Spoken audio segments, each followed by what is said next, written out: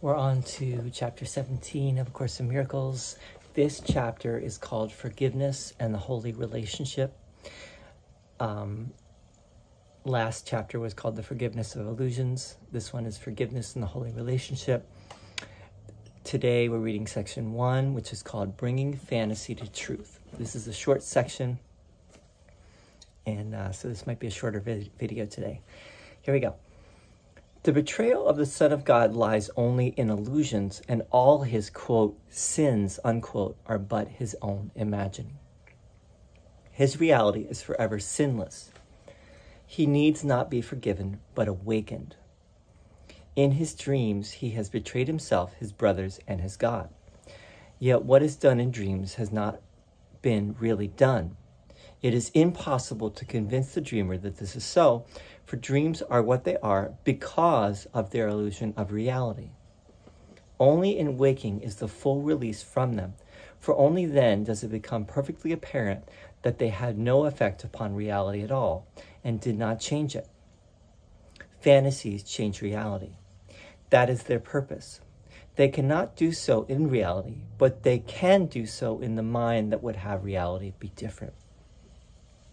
It is then only your wish to change reality that is fearful, because by your wish you think you have accomplished what you wish.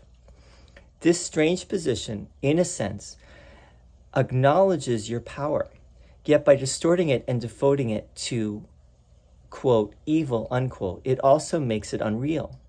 You cannot be faithful to two masters who ask conflicting things of you. What you use in fantasy you deny to truth. Yet what you give to truth to use for you is safe from fantasy. When you maintain that there must be an order of difficulty in miracles, all you mean is that there are some things you would withhold from truth. You believe truth cannot deal with them only because you would keep them from truth. Very simply, your lack of faith in the power that heals all pain arises from your wish to retain some aspects of reality for fantasy. If you but realized what this must do to your appreciation of the whole, what you reserve for yourself, you take away from him who would release you. Unless you give it back, it is inevitable that your perspective on reality be warped and uncorrected.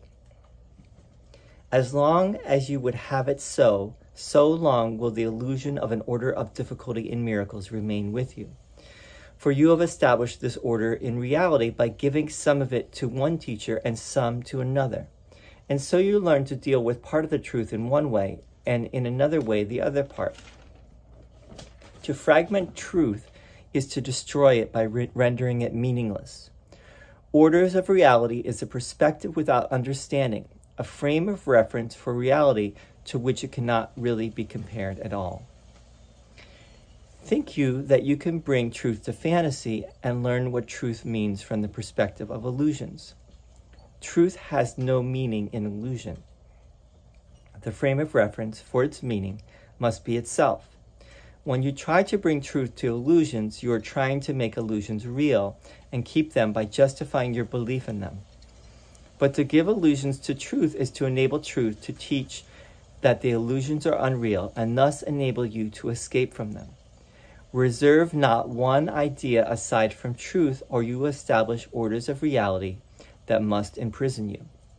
There is no order in reality because everything there is true. Be willing, then, to give all you have held outside the truth to him who knows the truth, and in whom all is brought to truth. Salvation from separation would be complete, or will not be at all. Be not concerned with anything except your willingness to have this be accomplished. He will accomplish it, not you. But forget not this. When you become disturbed and lose your peace of mind because another is attempting to solve his problems through fantasy, you are refusing to forgive yourself for just this same attempt. And you are holding both of you away from truth and from salvation. As you forgive him, you restore to truth what was denied by both of you, and you will see forgiveness where you have given it. There was a part here where I thought I said the same sentence again. No. Okay, I didn't. It was just very similar sentences. Okay, chapter 17. Forgiveness and the holy relationship. Bringing fantasy to truth, or bringing illusion to truth. Jesus uses both terms here. Fantasy and illusion, they're really the same thing.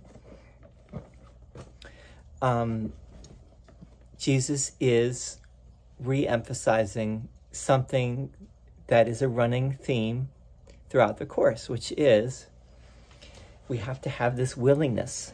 We have to have, and the only thing that's in the way of us waking up from the dream of the illusion, from the dream of separation, or the illusion of separation, the only thing that's keeping us from waking up is our lack of willingness to do so. Right? Here's this one line here. He need not be forgiven, but awakened. Right? There is no sin in reality. Sin is our is part of the ego thought system that we have accepted. And we have accepted it. We've made it real in our minds. And so it is real because we've accepted it, and we're unwilling to let it go. Pure and simple. Because why? Because it would ruin the game of existence as we know it. It would ruin the game of separation if we let go of the idea of sin, guilt, and fear. But if we were to listen to this voice of the Holy Spirit, the still small voice of love in our heart, that really is the most compelling. It's not the loudest voice, because the ego is the loudest, right? The ego always speaks first and is the loudest. That's what Jesus says. The Holy Spirit is that still small voice of reason, love, and with the message of complete forgiveness and complete non-judgment, which is our true self. That is our true self. But we are in denial of that. So we only have these two choices, right? It's two choices of whether we're going to bring truth to our illusion, as we have done for so long, which is to bring the absolute truth and make it part of our illusion. And in doing so, we distort the truth. Or will we bring our illusion to the truth? Will we bring our fantasy to the truth? If we decide on the latter course, which is to bring illusion to truth, fantasy to truth, then we will listen to what Jesus is saying here, and we will have that willingness. We'll have that willingness to let go of everything that's in the way of seeing everything, our brother, or everything that seems to be outside of us, seeing everything through the eyes of unconditional love, complete forgiveness, complete non-judgment. Now, what this does, as far as I'm aware, the Course doesn't say this in so many words, but it does say it. It basically is trying to get us to this place of being the witness, right? I could be wrong about that, but I could be wrong that it doesn't say that, but I don't believe it does. But it's trying to get us to the place where our mind is calm and undisturbed. Why? Because when we hold on to any illusion, this is what Jesus is getting at here. As long as there is an order of difficulty in miracles in our mind, meaning, we can forgive some things, but we can't forgive everything. So as long as we're not forgiving some things, or as long as we're holding on to some untruth, we're confused.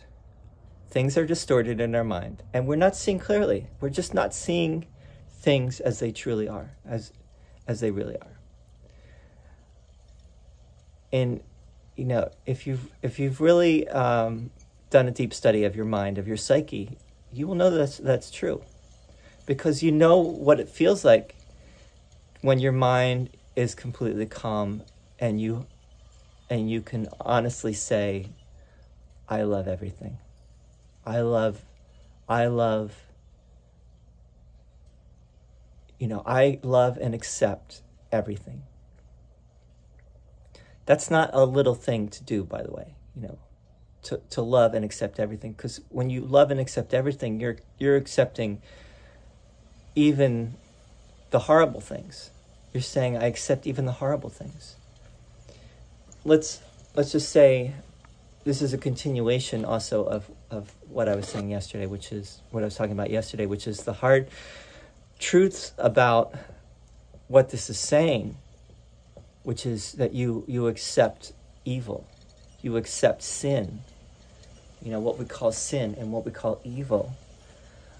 You say that also has its place here. That must have its place. There must be a higher plan at work that I cannot understand. That's where the idea of surrender comes in, even though the Course does not use the word surrender. But there must be some higher plan that no one can understand. It's a mystery to all of us. But there must be something going on here that we don't fully understand. But there is. It's not completely random. It's not random at all. It all serves its purpose. And what? Hey, buddy. Dad, can you go buy pizza and salami? Mommy was to tell me to tell you to buy it. Okay, later, bud. We'll get it. Okay. After the park. Yep. Yay.